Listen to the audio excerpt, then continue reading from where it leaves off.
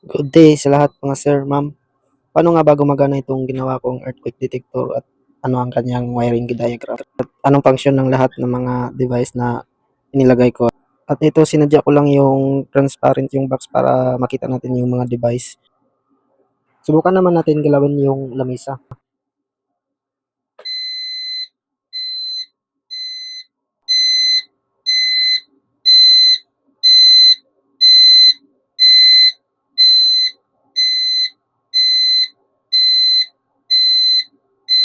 At paano nga ba gumagana yung wiring diagram? Sa nakikita nyo, ito ay isang ladder diagram. Itong symbol na to ay si proximity sensor. Itong mga normally open ay pumunta naman yan sa contact relay. Yan po yung mga normally open. At sa green lamp indicator naman, naka-close na yan kasi standby mode, naka-ilaw yan palagi. Yung key 11 sa wiring diagram is yan yung contact relay. Ito siya. Tapos yung KT1, yan yung timer relay. Nakaset sa 15 seconds. At ito naman yung buzzer lead flashing alarm. At si yellow lamp indicator, ito siya. Si green lamp indicator naman ay naka-standby mode na yan. At si proximity sensor naman, yan yung nasa butas yung sensor natin, yan yung nagdi-detect. Nagbutas lang ako ng sakto lang sa sensor. Ang lens sensing niya ay nasa 30 cm o 1 foot lamang.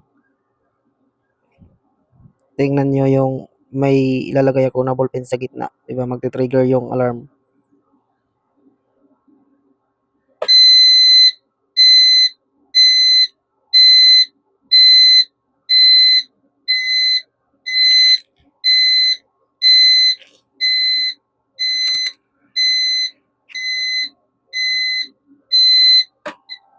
Bago naman siya mag-restart, every 15 seconds siya mag-re-restart. Pag naka-align to, pag hindi to naka-align, tingnan natin, try natin. Mag-alarm na naman yan.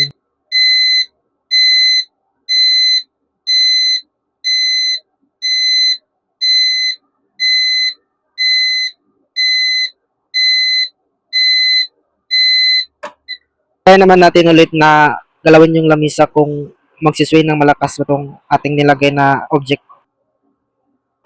Dahil may na-detect si proximity sensor na over, normally close sa timer relay, mag-open yan every 15 seconds.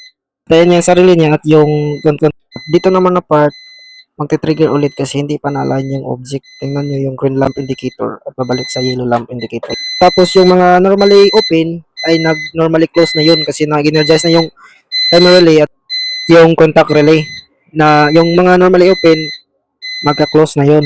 At dahil align na yung object, yung proximity sensor hindi na magsiswitch kaya standby na lahat yung. At sa muli, ako nga pala si CJ, isang RMA, ang nagsasabing always stay humble and be creative.